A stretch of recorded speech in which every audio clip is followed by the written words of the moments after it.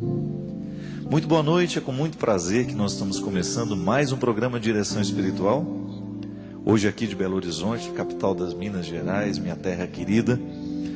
E eu gostaria de começar esse programa com uma pergunta. O que é que você faz quando a vida não dá certo para você? Como é que você reage diante de tudo aquilo que não aconteceu do jeito que você esperava?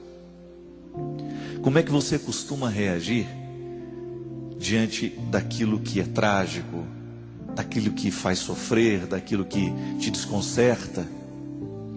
Como é que você reage diante de tudo que na vida é contrário? Pergunto isso porque pessoas interessantes costumam nascer da solução que dão para essas realidades. Eu já vi muita gente interessante crescer na vida e tornar-se ainda mais interessante justamente porque soube administrar uma dificuldade. Faz parte da vida humana, né? Sobretudo quando a gente é criança, a gente acreditar que tudo tem que ser certinho, que tudo é muito bonito. Faz parte daquela visão ingênua que a gente tem da vida, né? Que as pessoas são perfeitas, que as realidades são perfeitas, que o mundo é perfeito. Faz parte do contexto da infantilidade, daquilo que é ingênuo. Mas de repente a vida vai nos encaminhando para a gente descobrir que não é bem assim. Não é como a gente sonhou, não é como a gente imaginou, não é como a gente idealizou. É o momento em que o ser humano começa a lidar com seus fracassos. Porque a gente só sabe que é fracasso à medida que a gente toma consciência dele e administra. Não é verdade? Quando a gente é criança, nós vamos sendo contrariados e nós vamos descobrindo que nem tudo é do jeito que a gente quer. E é por isso que no processo da educação, pais e mães, irmãos e todo mundo que faz parte do processo da educação da criança, a verdadeira educação consiste em contrariar na hora certa. Porque se a gente não contraria o filho na hora certa, depois ele vai ficar infantil o resto da vida, achando que tudo tem que ser como ele quer. Você já deve ter convivido com pessoas assim, que ficaram infantis durante muito tempo, porque não tinham condições de lidar com os próprios fracassos. Foram pessoas mimadas pela vida. Não enfrentaram as dificuldades porque foram poupadas o tempo todo. E você já deve ter identificado isso em você. Momentos em que você tinha dificuldade de lidar com seus problemas, com as adversidades, com aquilo que era contrário ao que você queria, justamente porque faltou maturidade. Mas você também já experimentou o crescimento que é possível acontecer cada vez que nós sabemos colocar a vida sobre a mesa, descobrir o que a gente não gosta, o que a gente gosta e aprender a conviver com isso.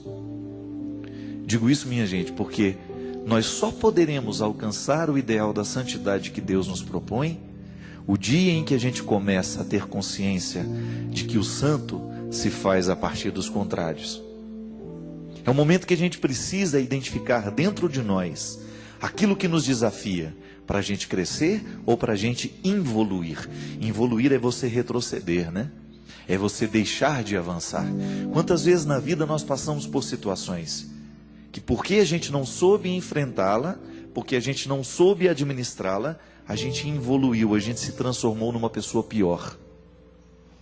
Mas o processo de Deus na nossa vida é nos fazer avançar.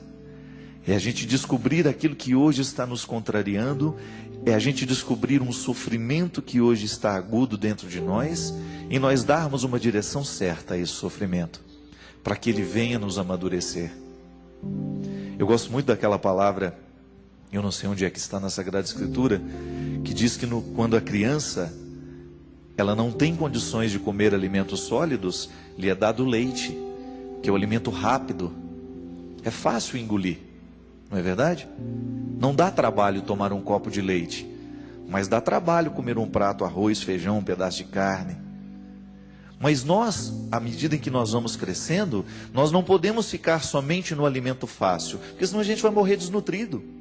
O alimento, o leite, é o alimento de um tempo certo da vida. É um tempo controlado, a medicina nos ensina quanto tempo a criança pode ficar só com o leite materno. Mas depois ela começa a ter que fazer o esforço de comer comidas mais sólidas para melhorar até mesmo o seu processo, para o seu crescimento, para o seu desenvolvimento humano, ela precisa passar do alimento fácil para o alimento mais difícil de ser digerido. O organismo vai se adaptando a essas mudanças. A fisiologia nos ensina tantas coisas sobre a vida espiritual. E a Sagrada Escritura, quando coloca isso, está justamente nos mostrando que, da mesma forma como a fisiologia precisa de coisas mais fáceis no início, com o tempo ela vai pedindo também realidades mais difíceis, mais complexas. É como aprender matemática.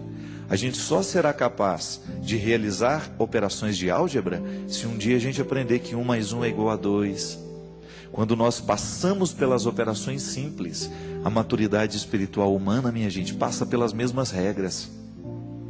Se eu não soube administrar os pequenos conflitos que a vida me ofereceu, eu não vou conseguir lidar com as grandes dificuldades que a vida vai me oferecer à medida que o tempo passa. E é interessante isso, porque ninguém está livre disso. Envelhecer é você lidar com os limites da vida. A disposição que você tinha na sua juventude, você não tem mais hoje. Mas quem disse que isso é perder? Isso é perder quando você olha apenas de um foco.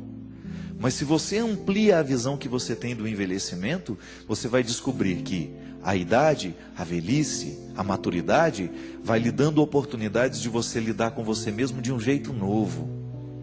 Você começa a esbarrar no limite de forma positiva e você descobre naquele limite uma causa de crescimento para você. Você descobre naquela realidade que é contrária, aparentemente algo que está colocando ainda mais limites para você, mas aí você descobre que existe um passo a ser dado naquele momento. Crescer em Deus é assim. E o programa de direção espiritual trata de uma série de questões que são pertinentes a esse crescimento humano. Eu, quando fico melhor como pessoa, porque eu me despertei para uma realidade que antes me acorrentava, antes me deixava pior, a gente começa a galgar espaços mais nobres, mais elevados. E isso é crescimento espiritual. Ontem, por exemplo, no lançamento do nosso livro aqui em Belo Horizonte, Cartas Entre Amigos, eu e Gabriel Chalita, uma mulher colocou o livro Cartas Entre Amigos para eu autografar, me olhou e disse assim: Padre Fábio, eu li o livro Quem Me Roubou de Mim, e sabe qual foi o resultado daquele livro na minha vida? Eu disse: não. Fiquei pensando, né, alguma coisa espiritual, alguma vitória que ela alcançou do ponto de vista, libertou-se de um relacionamento, qualquer coisa assim. Ela disse: eu terminei o livro e comecei um processo de emagrecimento, perdi 36 quilos. Não é interessante isso? Uma leitura espiritual influenciar na sua disciplina física. Ela descobriu que ela precisava se amar um pouco mais, que ela precisava se cuidar um pouco mais. Gente, já valeu ter escrito o livro. Se alguém ficou mais leve no corpo e consequentemente também na alma, já valeu ter escrito. Quantas vezes o peso do corpo se transforma também em um peso na alma? Tá certo que existem pessoas leves no peso do corpo e pesadíssimas na alma. Mas a gente sabe, já dei esse exemplo, o grande Nuno Cobra, que foi o personal trainer do Ayrton Senna durante muitos anos, escreveu um livro belíssimo fazendo essa associação da saúde física com a saúde espiritual. O corpo é o território do sagrado, nos ensina o judaísmo de maneira bonita. Se a gente mergulha na teologia judaica, você vai descobrir o corpo como um território do sagrado. Tão lindo, minha gente. Você descobrir que o respeito ao corpo é também o respeito ao espírito. E que o respeito ao espírito é também o respeito ao corpo, porque nós não somos duas realidades. Nós somos uma unicidade. A antropologia nos ensina isso. Nós somos corpo e alma. O cuidado de uma realidade reflete na outra. E isso é interessante. Você ir descobrindo na sua vida as exigências que a própria vida vai lhe dando, as situações contrárias que a vida vai colocando para você. E aí, como é que você reage? Ou você escolhe crescer, ou você escolhe evoluir. E às vezes a coisa é tão trágica que a gente pensa: não, aquela pessoa agora vai só piorar. E de repente ela reage de uma maneira tão nova. Por quê? Deus é o motivo é a lente por onde nós olhamos a realidade. Tudo depende também da lente que nós olhamos, né? Para qual lugar nós estamos colocando? Qual é o filtro por onde passa o nosso olhar? E religião é para isso, minha gente. É nos ajudar a compreender o processo humano, o processo espiritual, e a gente se transformar em pessoas melhores por causa da religião que a gente vive.